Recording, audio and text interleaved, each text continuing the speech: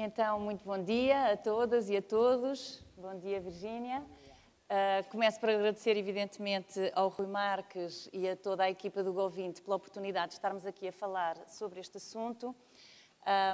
Eu penso que esta combinação, este diálogo é particularmente interessante, não só porque a Virgínia vem de Espanha e eu, naturalmente, de Portugal, e tem havido uma colaboração muito estreita entre estes dois países no diálogo e na tentativa de encontrar as melhores soluções para a prevenção e o combate a este fenómeno, que é, de facto, muito complexo e que obriga a muitas formas de colaboração, mas também porque eu represento um organismo público e a Virgínia representa uma organização da sociedade civil que também tem sido destes dois tipos de estruturas parceiros e parceiras incontornáveis no trabalho político, de política pública e de política da sociedade civil, na prevenção e combate da violência contra as mulheres e a violência doméstica. E eu também tive a oportunidade de conhecer a Virgínia a partir de um projeto transfronteiriço, internacional, na aplicação da Convenção de Istambul, que é a Convenção do Conselho da Europa, que vem exatamente balizar a atuação dos Estados que a ratificaram sobre aquela que deve ser a política pública de cada país na prevenção e combate à violência contra as mulheres e a violência doméstica. E há aqui um projeto partilhado, financiado por os chamados e-grants, que são os financiamentos da Noruega, do Liechtenstein e da Islândia, que nos permitiu, com vários parceiros que estão ao abrigo deste financiamento, criar o chamado projeto Synergy, em que, em sinergia, queremos aprender com as experiências de umas e de outras, Estado, organizações da sociedade civil e todas as entidades que têm intervenção nesta matéria. Mas, se calhar, eu passava aqui a palavra à Virgínia, também pela sua formação de base, para começarmos por falar um pouco de porque é que esta questão da violência contra as mulheres e a violência doméstica é um fenómeno tão complexo e precisa de tantos atores para encontrar a sua solução.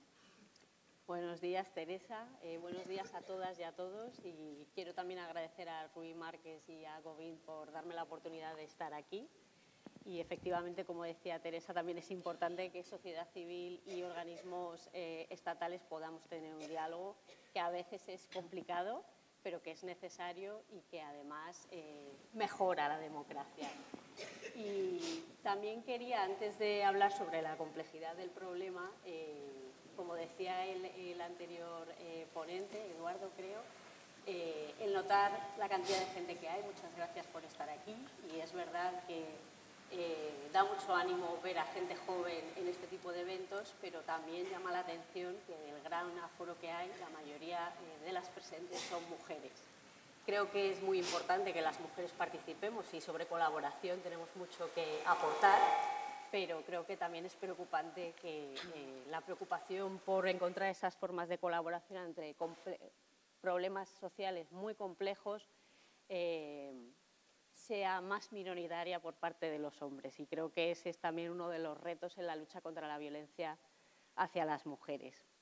Y justo retomando sobre la complejidad, parece efectivamente importante reflexionar sobre ello, porque incluso desde fuera muchas veces y como organización especializada en violencia de género, una de las líneas o trabajos que hacemos es dar formación, y muchas veces cuando das formación lo primero que te preguntan es ¿pero por qué siguen las mujeres ahí? Hay no diría no entendimiento, sino un no querer entender la complejidad del fenómeno. Y muchas veces la responsabilidad se pone en la mujer, en que en sociedades democráticas donde existe al menos la igualdad real, aquellas mujeres que están sufriendo violencia es porque quieren. Y ahí hay que hacer ese esfuerzo pedagógico de explicar por qué es así de compleja la violencia y el salir de ella. ¿Por qué es necesario, además, que colaboren las distintas instituciones, los distintos sectores, los distintos niveles de gobierno y desde una respuesta multidisciplinar? Primero porque la violencia doméstica como forma de violencia hacia las mujeres, que es una de las más prevalentes, afecta a todas las áreas de las vidas de las mujeres. Afecta a nivel emocional, afecta a nivel físico, con numerosos problemas físicos, afecta a la independencia económica, a las carreras profesionales que no se pueden desarrollar por razones obvias y, por tanto, hace falta responder a todas esas, digamos, necesidades o dificultades que las mujeres enfrentan como consecuencia de la violencia. Y, por otro lado, porque no podemos concebir que las mujeres son unos núcleos aislados. Perdón. ¿No funciona? ¿Se me oye ahora? Y por otro lado, porque a pesar de vivir, como se ha mencionado, en una época cada vez más quizá individualista, no somos seres aislados con nuestros problemas que solucionamos aisladamente. Vivimos en sociedad y al final la respuesta que obtenemos también cuando estamos atravesando este tipo de problemas, el que podamos salir o no depende también de la respuesta que encontramos fuera. Más allá no solo de mi círculo más cercano, de amigos, profesionales de apoyo o familiares que puedan ser más o menos comprensivos o puedan apoyarme más o menos, y eso socialmente en España desde luego y creo que en Portugal también ha habido ese avance. Antes la violencia doméstica en mi país al menos se hablaba de crímenes pasionales. No existía el feminicidio y cuando una mujer iba a contarle muchas veces dentro de la familia que estaba sufriendo violencia, pues se le decía, hija, es lo que toca, ese es el matrimonio. Afortunadamente eso va cambiando, pero también hace falta que haya más esferas en la sociedad que den otra respuesta. Y eso también tiene que ver con las instituciones. Porque por más que yo me separe y tenga todo el apoyo de mi familia, si el marco legal o la práctica en los juzgados al final me separo y sigo teniendo que tener contacto con el hombre que me agrede a través de contactos con mi hijo o mi hija, etcétera, dificulta el que pueda salir. Porque también las respuestas sociales, la violencia simbólica que llamamos, los mensajes simbólicos que se envían, si está normalizada la violencia en la televisión, si a las mujeres se las objetiviza, etcétera, etcétera, al final son mensajes que se están enviando que es normal y la violencia termina normalizándose. Y de ahí la necesidad de explicar toda esa complejidad, cómo afecta a todas esas áreas y que la raíz de todo este problema tiene que ver con la desigualdad histórica de poder entre hombres y mujeres. Y cambiar eso es complicado y requiere de colaboración y de cooperación y de un abordaje integral de este problema. Se eu pudesse acrescentar também um pouco sobre o que a Virgínia está a dizer, e há pouco eu falava deste... Obrigada. Há pouco eu falava deste projeto Synergy, porque, de facto, esta última questão que a Virgínia levantou da desigualdade, ou a violência contra as mulheres e a violência doméstica, ter por base a desigualdade de poder histórica e estrutural na nossa sociedade entre os homens e as mulheres, é, de facto, a origem e, durante muito tempo, não foi visto assim.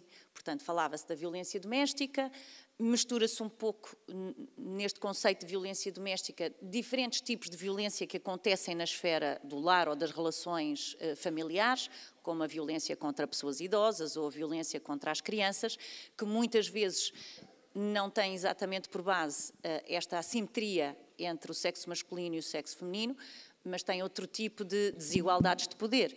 Se eu sou jovem e o meu pai, e eu sou um homem, e o meu pai é mais idoso e tem uma pensão e eu estou desempregado, eu se calhar vou usar a minha força e a minha juventude sobre ele e ficar-lhe com a pensão e destratá-lo. Aqui é uma desigualdade de poder, não a ver com o sexo, mas a ver com a vulnerabilidade que a pessoa mais idosa tem, por exemplo. Portanto, há diferentes tipos de origem da violência doméstica e por isso é que muitas vezes nós destacamos a violência contra as mulheres, porque de facto essa tem por base a assimetria de poder histórica, e eu dizia estrutural, e vou explicar um pouco melhor o que quero dizer com isto, entre homens e mulheres. E por esta mesma razão é que ela acontece ao nível planetário, ao nível global. Ela não é uma realidade de Lisboa, de Madrid, de Portugal. Ela é uma realidade global. A relação de poder desigual entre homens e mulheres é um fenómeno à escala global.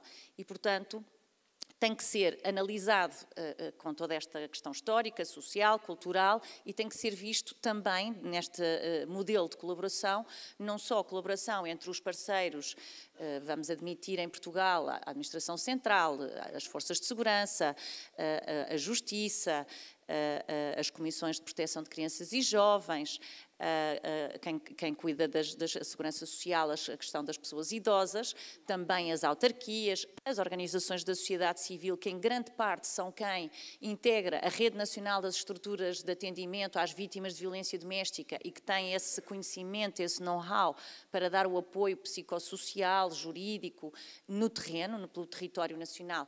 E por essa via também esta rede se apoia muito no trabalho das autarquias, ainda há pouco ouvíamos falar autarcas para a solução destes problemas complexos e, portanto, também aqui as autarquias, ao nível do poder político local, têm um papel muito importante, mas, de facto, esta realidade é global e, por isso, também a necessidade de uma convenção como a Convenção de Istambul, de pensarmos em projetos, estratégias, leis que sejam, de alguma forma, que deem estas respostas que não são locais, são de facto globais. E quando eu queria explicar um pouco melhor esta noção de ser estrutural, esta assimetria, é porque depois todo o nosso paradigma social, a nossa sociedade, está assente nesta assimetria. Nós esperamos sempre, regra geral, que os homens tenham uma maior participação na esfera pública, no mercado de trabalho, na tomada de decisão, política, na economia, e que as mulheres, embora estejam cada vez mais também na esfera pública e no mercado de trabalho, a sua prioridade enquanto função social, neste paradigma em que vivemos, é a do cuidado das crianças, das tarefas domésticas, das pessoas idosas ou dependentes. Mas também aqui, nestas duas esferas, pública e privada, a valorização social que se dá a uma área e à outra é desigual. Nós valorizamos mais o trabalho que se faz no mercado de trabalho, inclusivamente ele é remunerado, é contabilizado, entra para o PIB, dá acesso a reformas, enquanto que todo aquele trabalho, que são muitas horas, que implica muita dedicação, muito desgaste emocional, depois nada disso é contabilizado, quer para o PIB, quer para as reformas, quer para a valorização social, que as pessoas que exercem essa função social contribuem. Mas se essa função social for contratada, se eu contratar uma pessoa para me fazer a limpeza doméstica, se eu contratar uma residência de idosos para cuidar dos meus pais, o custo já é enorme, aí já é valorizado no mercado. E, portanto, quando as mulheres têm esta relação desigual, vão para o mercado de trabalho, mas na mesma têm que sair a horas de ir buscar a criança, de ir para casa fazer o jantar, passar no supermercado a buscar os legumes para a sopa, mas não se podem esquecer de pôr a louça a lavar e a roupa a secar. E muitas vezes os homens, e depois disse esta frase fantástica, ajudam porque a tarefa não é deles, é delas, e então eles são simpáticos e ajudam. Não a entendem como sendo parte integrante do seu papel no seio da família, no seio da sociedade. Portanto, não me querendo alongar muito mais, toda a sociedade está construída sobre esta expectativa do papel social do homem e o papel social da mulher, que é desde logo desigualitário e que lhes permite formas diferentes de participação social, quer na esfera privada, quer na esfera pública, porque se as mulheres têm esta dupla jornada e já estão assoberbadas, dificilmente se vão candidatar a um cargo público, como uma autarquia. Não foi um acaso termos aqui 2 presidentes de Câmara. Em Portugal, em 308 autarquias, penso que há 23 mulheres presidentes de Câmara. Portanto, esta realidade que vemos, se não a olharmos com filtro, achamos que é normalizada, como a violência fica normalizada. Mas, de facto, ela reflete esta assimetria de poder desigual e estrutural nas nossas sociedades. E é também estrutural quando todo o funcionamento da sociedade se baseia nela. Quanto eu pago de salário a um homem, quanto eu pago de salário a uma mulher. O que é que eu espero da liderança de um homem, o que é que eu espero da liderança de uma mulher. Os horários no local de trabalho, os horários das creches, os horários dos serviços. Tudo isso está desenhado, assumindo esta desigualdade do papel e da função social atribuída aos homens e atribuída às mulheres. E quando um deles, ou uma delas, infringe essa expectativa, paga caro. Se um homem quiser ir para casa e ser cuidador, muitas vezes vai ser visto, então, mas ele não trabalha, então, mas só ela é que trabalha, então, mas afinal o que é que se passa aqui? Ele é desvalorizado, porque não está a cumprir o seu papel. Mas se ela se dedicar muito ao seu trabalho e subir muito na carreira e deixar ao marido uma maior fatia do tempo em casa, mas esta mulher, o que é que se passa aqui? Então ele é que faz tudo, então, mas ela não faz nada. Quer dizer, há esta já para não falar noutro tipo de condenação social e já para não entrar na violência sexual e outro tipo de desigualdade entre homens e mulheres que leva a que o tipo de violência sobre as mulheres seja ainda maior. Não me quero alongar sobre isto, vou aqui dar um salto para depois também passar aqui à Virgínia. É exatamente por este problema ser tão complexo e estar tão enraizado, entretecido naquela que é a nossa sociedade, que é preciso que a intervenção seja feita de forma, é quase um puzzle, não é? São muitos os atores que têm que colaborar e é muita a consciencialização que tem que ser feita para que possamos alterar todo este paradigma da sociedade, que, como eu dizia há pouco, até os horários das creches, até os horários do local de trabalho, até as expectativas de quem é que vai à reunião de pais a seguir à hora do trabalho, quem é que vai levar a criança ao médico, tudo isso, é preciso alterar toda esta realidade para que, de facto, homens e mulheres sejam vistos como seres com o mesmo poder e com as mesmas responsabilidades perante a sociedade e perante a família e no espaço privado. E, portanto, isto implica uma intervenção muito integrada. A Comissão para a Cidadania e Igualdade de Género tem esta missão de coordenar o Plano Nacional de Prevenção e Combate à Violência contra as Mulheres, mas tem o desafio enorme de ser um organismo que é pequeno e bastante centralizado, que deve coordenar uma política que depende não apenas desta Comissão, mas do Ministério da Administração Interna, Forças de Segurança, do Ministério da Justiça, Polícias Judiciárias, Direção-Geral de Reabilitação e Serviços Prisionais, mas que também depende da Justiça fora dos Ministérios e que tem a sua autonomia e independência, mas que também depende, portanto, a aplicação das penas, como é trabalhada a legislação depois na prática, mas que também depende da segurança social para, por exemplo, as estruturas de acolhimento às vítimas de violência doméstica, as chamadas casas de abrigo, mas que também depende das autarquias no apoio que se faz ao nível local e a criação destas estruturas que acolhem as estruturas de atendimento direto às vítimas de violência, muitas vezes geridas pelas organizações da sociedade civil. Também a saúde, porque naturalmente a violência é física, é psicológica, é grandemente sobre as mulheres, também sobre as crianças, naturalmente também sobre homens e pessoas idosas.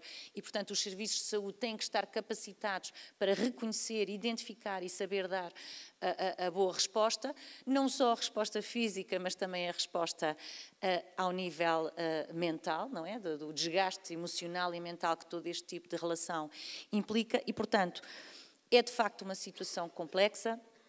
Há este plano nacional, há esta capacitação que cada vez mais se vai dando dos profissionais e das profissionais que têm esta missão, a formação que se vai dando à população como um todo. Cada vez mais este assunto está na agenda e está também na agenda, não só política, social, mas também mediática. É preciso capacitar os meios de comunicação social para saberem abordar estas temáticas e não as tratarem como crimes passionais.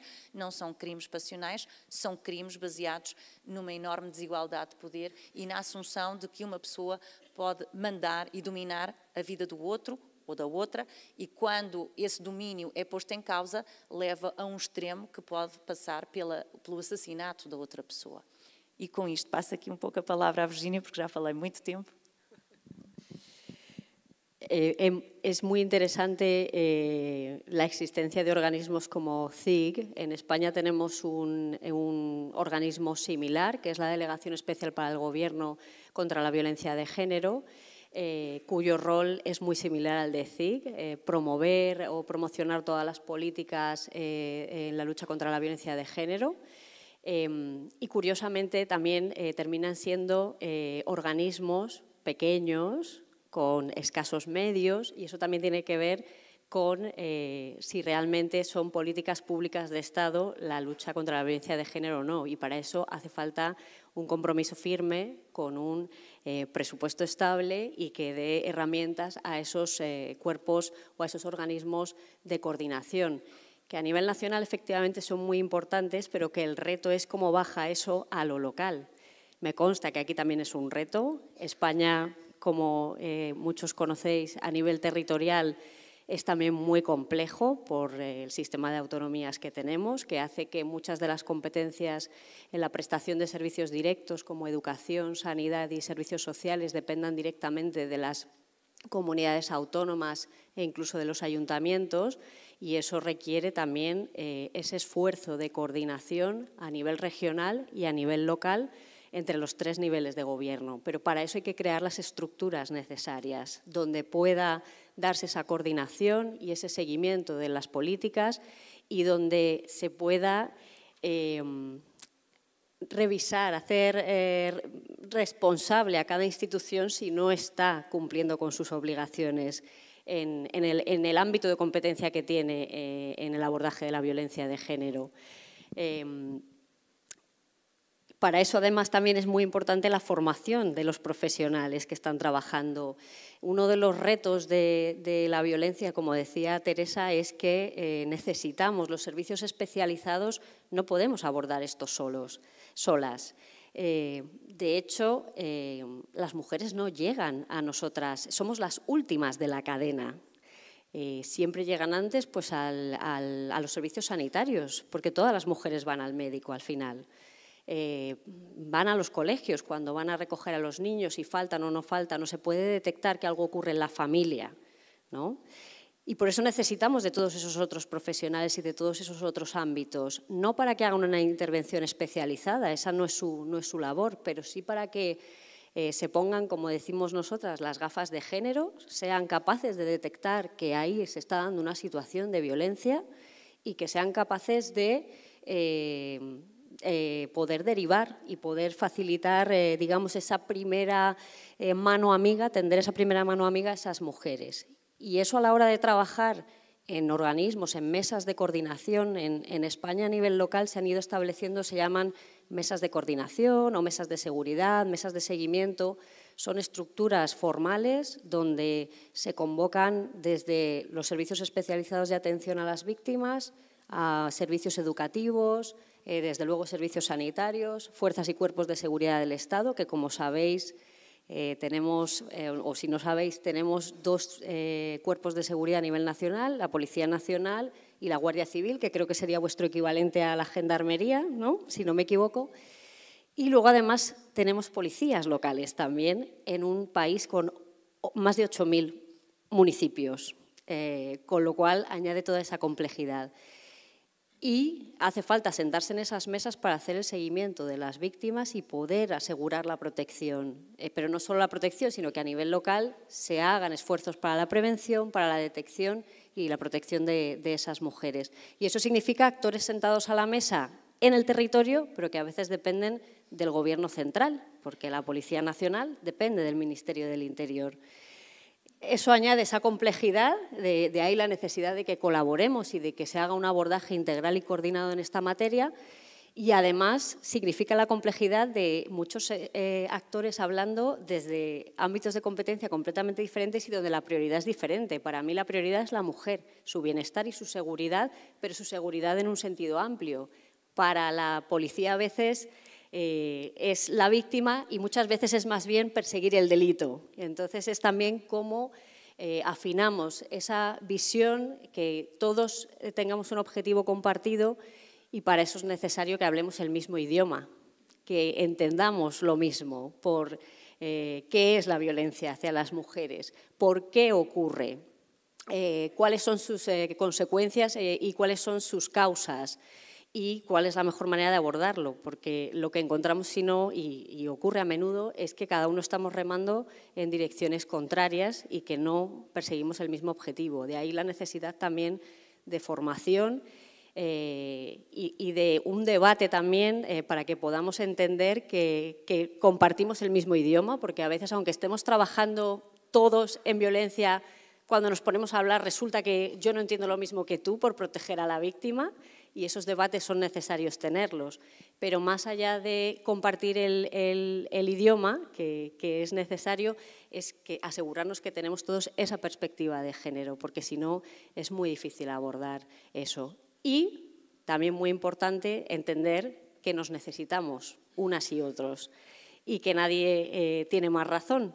Conocer también las limitaciones, es decir, en estados modernos con sistemas políticos, administrativos muy complejos, a veces ayuda mucho el saber que la trabajadora social del centro de salud no es que no me ayude porque no quiere o no entienda a la mujer, sino porque tiene las limitaciones que tiene. Está en un centro probablemente colapsado, con falta de medios y donde además no se le permite hacer esto, esto y esto.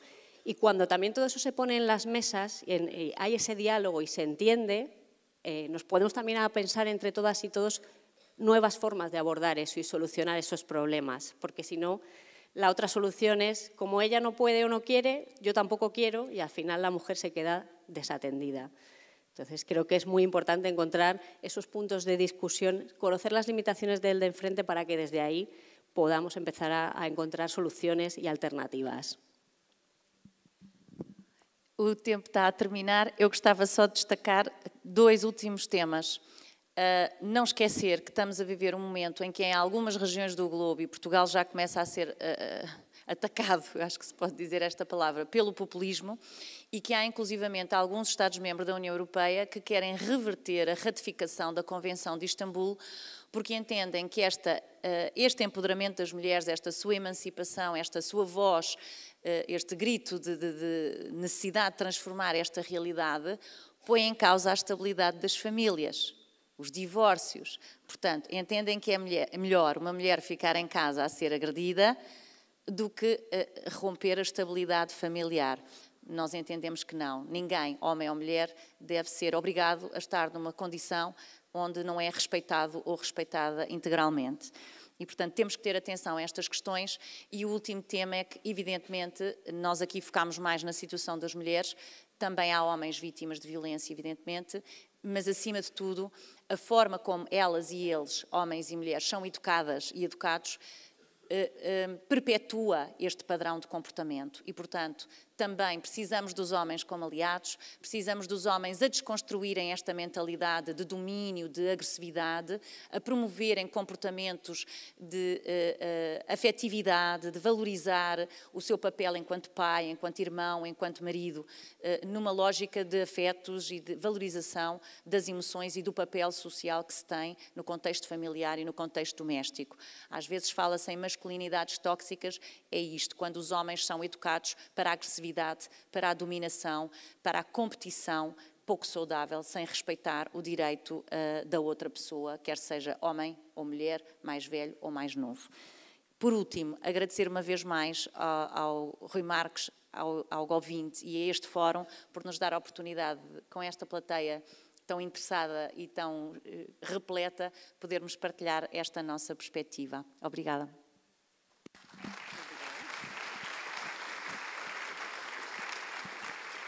¿Se acabó?